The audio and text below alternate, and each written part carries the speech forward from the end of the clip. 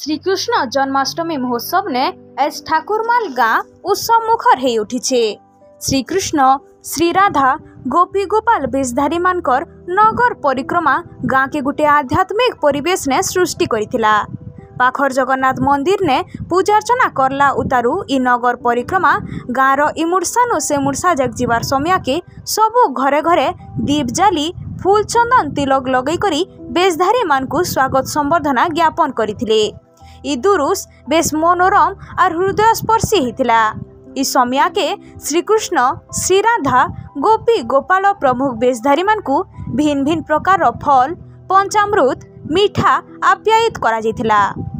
इ परिक्रमा के गाँ संकीर्तन्य मंडली स्वागत करी घंटा वाद्यर ताले ताले बेशधारी को पाछटी नैथिले।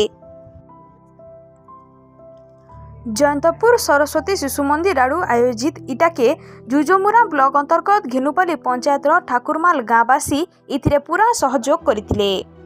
इ उत्सव ने डॉक्टर राजाराम षडंगी विशेष अतिथि भावे जोग देइथिबार बेल के इ कार्यक्रम के जगतराम प्रधान जितेंद्रिय साहू दुष्मंत प्रधान मनोज कुमार साहू उद्धव प्रधान कुबेर नायक इटाके संयोजना करथिले। अनुष्ठान सभापति सरोज कुमार नाथ संपादक रंजन नाथ प्रधान आचार्य सुस्मिता दीप और सह प्रधान आचार्य लीलिमा प्रधान इटाके परिचालना करथिले।